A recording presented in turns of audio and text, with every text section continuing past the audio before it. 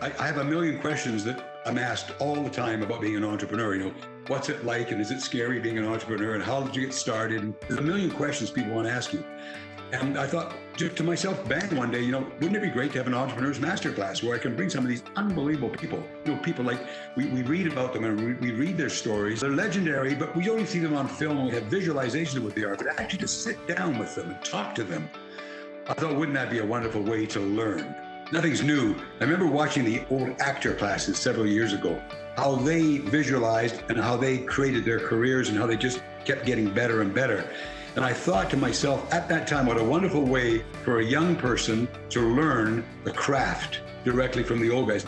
I thought it was a very elegant way to teach. Governor Ducey is a lifelong entrepreneur who helped grow a franchise business, the Cold Stone Creamery, from just a local ice cream store into an enterprise with over 1,440 locations around the world.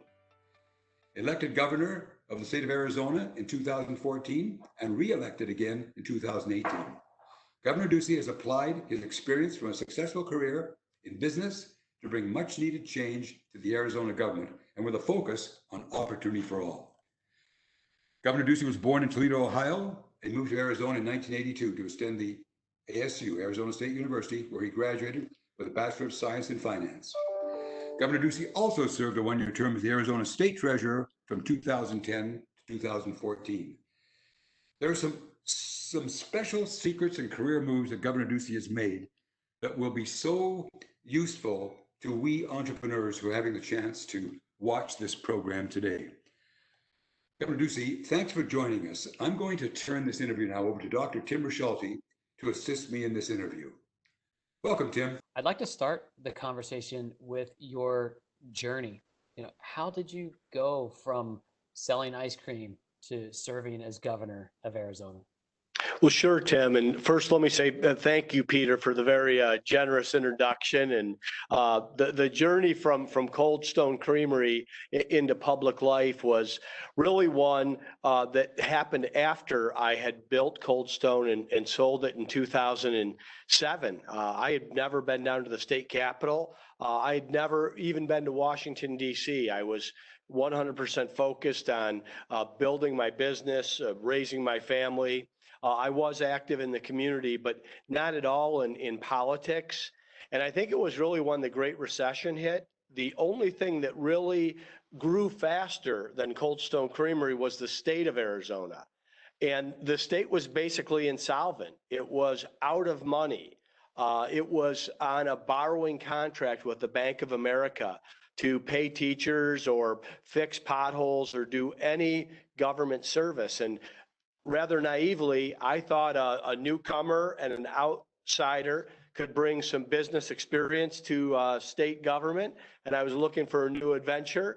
The treasurer's office opened, and I threw my hat in the ring and won a tough primary and was elected treasurer, and really learned a lot about public policy over those next couple of years. And then we had the first open seat for governor, I think in 12 years. And I made the decision to run in 2014. Would you mind, Governor, taking us back to those early days of Cold Stone Creamery? What prompted you to get into that? What was the entrepreneurial spirit and some of the pivotal points that led to your entrepreneurial start? Well, I wanted to be an entrepreneur since college. I had a great instructor at ASU, a gentleman named Claude Olney. A lot of people today still talk about his classes. Unfortunately, Claude is no longer with us, and it was one of the few notebooks I kept after college. And of course, we had a book and a curriculum, but what Professor Olney would do is every day he would bring an entrepreneur into the class. And that entrepreneur would tell a story of epic success or epic failure, and go through, much like we're doing right now, a Q&A, what he could have done different and what he was going to do next. And I was excited by it. I remember I had a friend from high school who came out to visit me from Toledo. And we went out on Thursday night, which everybody did in those days. And I was getting up the next day, and he's like, "What are you doing?" I'm like, "Well, I'm going to class." And he's like, "Just blow it off." And I said, "Not this class." And he came with me to see Professor Olney's class, and he just had a way of whetting that appetite. And then upon graduation, I had some mentors along the way. One said to me, you should go be formally trained. You can become an entrepreneur, but a lot of people want to go into this industry or that industry. They think they know a lot because they have a degree. You'll be amazed at how much you learn by actually working, by actually doing. And if you can get, in those days, companies like IBM and Xerox and Procter and Gamble, Gallo and Baxter Travenol were all on campus. I interviewed with all of them. I accepted the offer from what I thought was the best consumer goods company in the world. They actually developed brand management. I went and worked there 6 years and had a lot of success and was actually climbing that corporate ladder and may have stayed. And I stumbled upon that notebook from Claude Olney's class, and I thought, what's happened to me? I wanted to be an entrepreneur. I still want to be an entrepreneur. I was married, but we didn't yet have kids, and that's where I discovered the ideas around Cold Stone Creamery. Into those early days of Cold Stone Creamery and the significant success that you had after its launch, what were some of the key attributes that you engaged in that really helped you move that from ideation into that great success, that epic success that it is today that we're all familiar with? Well, I would say some of the motivation were the stories that I'd heard in Professor Olney's class around epic failures, because that's how it felt for some time. When you build a franchise organization, and in hindsight, I love to say Cold Stone Creamery, an international brand, 1,440 stores, all 50 American states and 31 countries around the world. But you really start out, one store that grows into 2 stores, that grows into 4 stores. So it was a very slow beginning. I think 70% of our growth happened in the last 3 years in terms of a 10-year plan that we had. So there were a lot of mistakes. There was a lot of learning along the way. The attribute of persistence and staying true to a dream or a vision was incredibly important. And then learning from the masters. Ray Kroc isn't somebody we talk about too much anymore. I don't think the movie The Founder accurately represented him, although there was a lot of great lessons in there. But the book about Ray Kroc, in terms of Under the Golden Arches by Scott Love, gives a great story of how they built that franchise model for McDonald's. Ray wrote his own book called Grinding It Out. At about that time, and while I was at Procter & Gamble, the Starbucks brand was coming to life, and this was the world's largest traded commodity. No one was saying in America 30 years ago that they couldn't find a cup of coffee. Quite the opposite. It was ubiquitous. It was everywhere. It was just coffee. It wasn't listed by brand. It was probably 50 cents a cup. And this is someone that reinvented an entire category and changed the landscape. The same opportunity was there at Cold Stone, and whether it was Grinding It Out or Under the Golden Arches or Howard Schultz's book Pour Your Heart Into It, there were a lot of lessons in there, a lot of things that I felt I was able to learn and apply every day to Cold Stone Creamery. What are some of the parallels between what made you successful as an entrepreneur and what you're finding making you successful today? So I would say a number of things that I'm able to apply every day as governor that I learned much earlier in my life. The first is the ability to work with people. And this is where the seeds of leadership are started in voluntary associations where you can demonstrate some leadership skill where you don't have the authority or the title. I was in a position where I had to pay for my own college when I came to Arizona State University. In the fraternity I joined, if you became treasurer, you got free room and board. So I decided to run for treasurer. If you were president of the fraternity, you got free room and board. After I was treasurer, I ran for president. That wasn't the individual I was when I showed up freshman year at ASU. I developed a lot of skills in terms of working with others, persuading a group, and leadership skills in a voluntary situation, because you really don't have any power as a treasurer or president of a fraternity. Applying those same lessons at P&G as I took on management responsibility and had folks that were old enough to be my father reporting to me 18 months into my management training at Procter & Gamble. And then, of course, at Cold Stone, being the chief executive, the person that is going to set the vision, chart the course, and pick the people, that ability to work with others, to understand that an entrepreneurial franchisee is someone who's in business for themselves, not by themselves, but to know that they're not my employee, they're not my direct report. Although I have a contractual relationship with them, it's almost the same relationship that you have as president of the fraternity. You can probably get after any one single individual if they're a troublemaker, but if the group collectively turns against you, you're done for. And it's the same in a franchise organization. Ray Kroc certainly understood that at McDonald's. And I would say that I've been able to apply a lot of that skill as the governor, who's a chief executive in state government.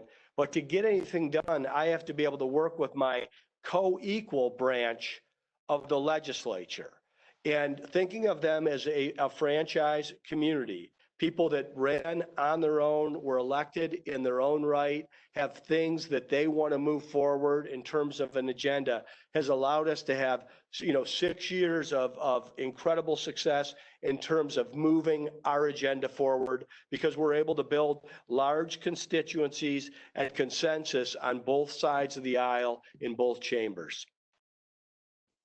Yeah, I love that parallel, and it really draws and paints the picture as to why you were successful and continue to be successful. Thank you so much for that. And Peter, I'm going to come to you. I know you no doubt have questions and comments at this point, Peter. I'd love to have you join in and raise those questions for the governor at this time. Thank you. Thank you, Governor. You're answering a lot of great questions here, Governor. I've got one for you that really intrigues me, and was one of the parts that I really was so excited having you as a guest today. Governor, you took the step from business into politics, and it's a huge career step, and it's a risky one. Could you share a little of your decision-making process, and would you advise other entrepreneurs listening today to take this step? Yes, Peter, I would. We really do need business-minded people to come into public service. I sold Cold Stone when I was 44 years old. I thought I was going to do a lot of other different things with my life. I got on a number of boards, made a number of investments in other companies, and I realized very quickly that I was better at being a CEO than I was at being a board member. Now, maybe in my future, I'll be a better board member, but I like to have ball control, be the one making the decision and taking charge. So I didn't know if I was going to go back into the private sector. I was, of course, investigating that. And I was, by happenstance, actually through an organization. Peter, you and I have known each other for many times through YEO, now EO. I was at a young president's organization dinner. I met someone who was heavily involved in public policy in Arizona and in Washington, D.C., and he eventually pitched to me and said, you would make an incredible governor. Your background and experience could really do a lot at that level.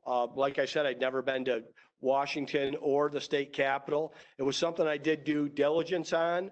I was probably pretty naive entering into public life, but I looked like it. I looked on it as a real entrepreneurial challenge. I mean, it is a complete startup project. If you don't get out of bed and file those papers and get the signatures and put together the yard sign that says what you're running for, nobody else will do it for you. And I embraced it, really have enjoyed it. And I would say so far, it's been a terrific experience, not only for me, but for my family. It's opened a lot of different experiences for all of my sons and my wife. Wow.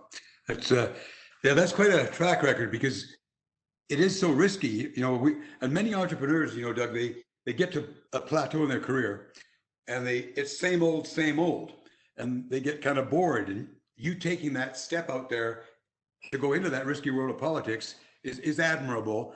And I hope all the entrepreneurs watching today realize it's so needed in one way or another in doing that. Tell me, have you been able to encourage anybody else to take those same steps you have?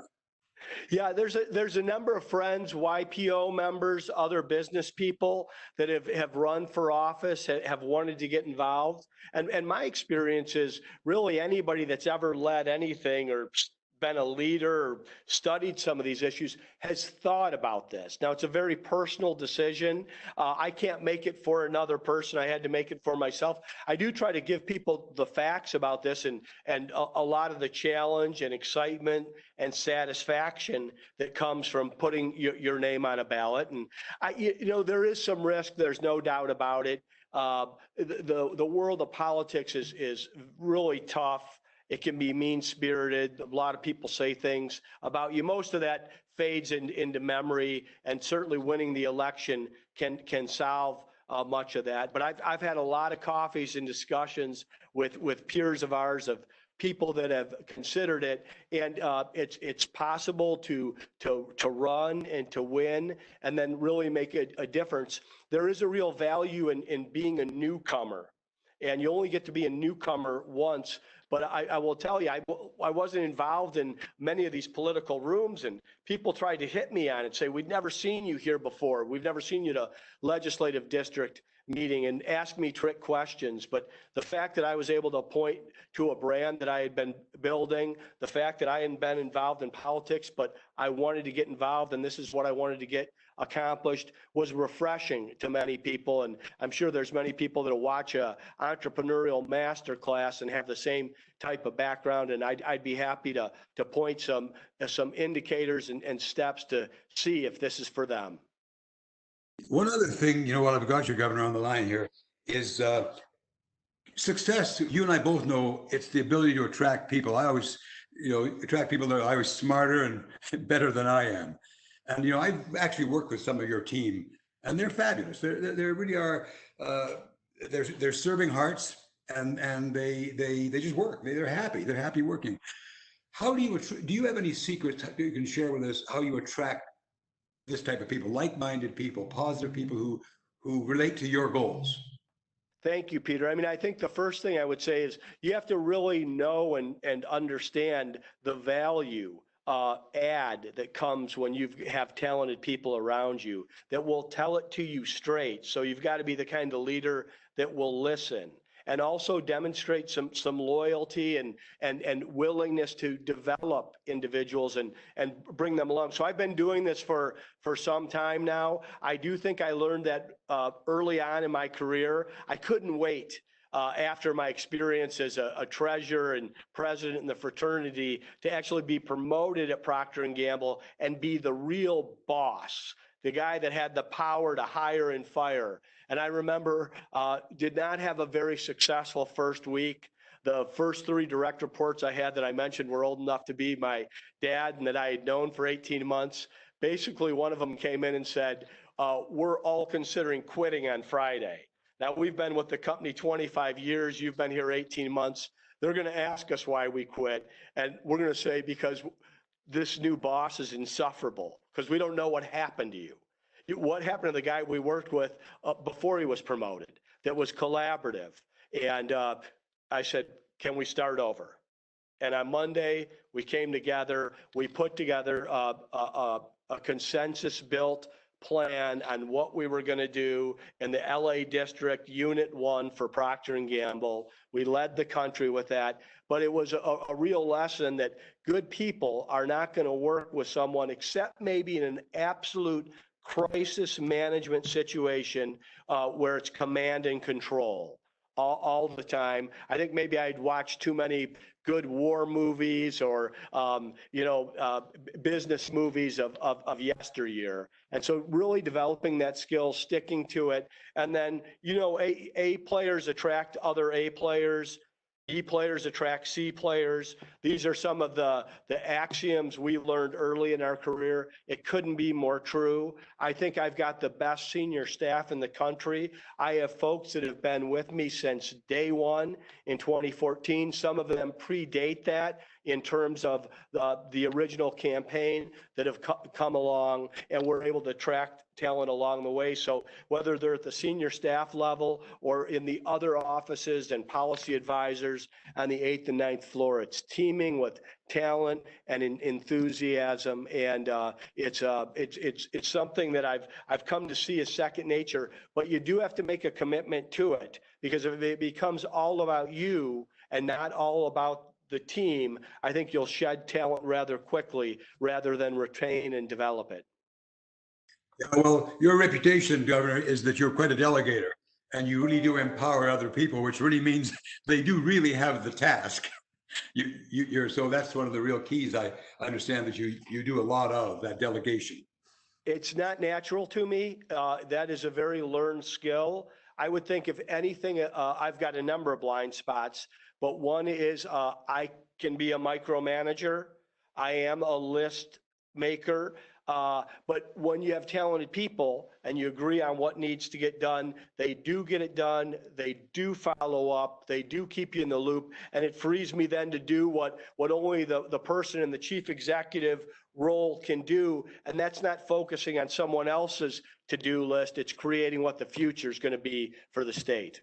I want to pick up on that, the future of the state. From time to time, at your time at the Creamery, Procter & Gamble, and now today, we see really high highs and sometimes some pretty low lows where we do have to reset. We do have to ask people around us can we restart? What would be your advice as an entrepreneur and as a governor forging the future of your state? What is your advice to other entrepreneurs who are struggling through, their climb, through their growth period? What are some points of advice that you can provide to entrepreneurs, whether they're thinking about the economy today or whatever their future holds, what they can do to overcome challenge and fulfill their goals and dreams and missions? So just to timestamp this interview, Dr. Tim, we're having this right in the heart of the pandemic. These protests that we're seeing nationally with racial unrest that we haven't seen in a long time in the United States. And I know that this can be a difficult time. It was on January 13th, I gave my 6th State of the State. It was our largest budget, our most robust policy agenda that we had. When I came into office, we had $1 billion deficit. On January 13th, we had $1 billion surplus and $1 billion balance in the rainy day fund. What could go wrong? I've always looked at the tax revenue collections of the state, which reflect the economic strength of the free market every month, like same-store sales. On February of 2020, our revenue collection had never been higher. The increase had never been larger. And here we are today in a downturn that people are equating to a Great Depression with the first pandemic since the Spanish flu 100+ years ago. It's an incredibly difficult time for leaders across the board, and I imagine especially for entrepreneurs. One saying that I really like is from Warren Buffett, that is, don't bet against America. And you've seen this time and again. You see this in the business cycle. You see from recession to recession. So I think any entrepreneur, that idea of persisting until you succeed, staying the course, It is in many ways a wonderful time to be an entrepreneur. There's an incredible amount of capital out there. The world is changing rapidly. We're seeing not only what has happened with the internet and digital devices and the cloud and cyber, but what's coming next with artificial intelligence and robotics and everyone thinking in a more innovative way. While I still think some of that training and learning that you can get early in your career, I'm amazed at how many people I have met who have just gone right into business early on and had remarkable success. And almost all of that is happening in the United States. So as a governor, I pit myself against other states in terms of wanting to compete. I think the growth in population, Americans vote with their feet, and Arizona's led the nation in terms of population growth. And then that idea of business creation and free enterprise and economic momentum and job creation is really demonstrates you have good policy. Can people find their way and create a life and a legacy in your state? And I think a dynamic, healthy competition among the states allows good ideas and best practices to be socialized across the country. I am concerned that it seems to be there's some states that see low taxes, light regulation, and erring on the side of freedom and opportunity, and then others that are raising taxes, almost have a dependent class in their state, and the only way to continue to increase that is to raise taxes on people and producers and push them out of their state. In my second state of the state, I was able to thank my partner in growing Arizona's economy. I'd say I'd be remiss if I didn't thank California Governor Jerry Brown. And that got a big laugh and made some national news. And what's been happening in California has short-term been very good for the state of Arizona. And I'm under contract for the next several years to take full advantage of it. But I don't think it's good for the United States of America. I think we ought to be competing not from left or right, but looking at it from up or down. Are we lifting people up, giving them opportunities, letting them educate, reskill, and then going out into the marketplace and making the world a better place? That's what's made our country the greatest country in the history of the world, our economy the most resilient economy, and that gives us our standing on the world stage. That allows our military to go out when necessary and be a force for good. It's all because of what we've done in terms of economic growth and development. That's what we learned in 1776, not only with the birth of freedom, but what Adam Smith wrote about in The Wealth of Nations. Nobody's brought it more to life than the United States of America, and that's where our focus should be. Yeah, well said, Governor. And we so appreciate your time and your perspective and giving back to this Entrepreneur Masterclass. Thank you so much, Governor Ducey. And at this time, Peter, I'm going to hand it back to you to wrap things up on our behalf. So, Peter, back to you. Well, Governor, in respect for your time, we're gonna end this masterclass with a great deal of thanks. All the entrepreneurs today are going to get a chance to listen to you and hear it right from the man and how you made that journey from a working guy out of university to the top of the chain, both business-wise and politically. I think you've earned another title, Governor Ducey. I think we're going to call you Professor Ducey. I'll take it, Peter. I want to say thank you to Peter. I think I met you 30 plus years ago. You haven't aged today. You're obviously practicing what you preach, taking care of yourself and helping and serving others. So I'm happy to be a part of this, and anyone that's interested in a next step in public life, I know you'll send them our way, and I'm happy to be helpful. Bye-bye now.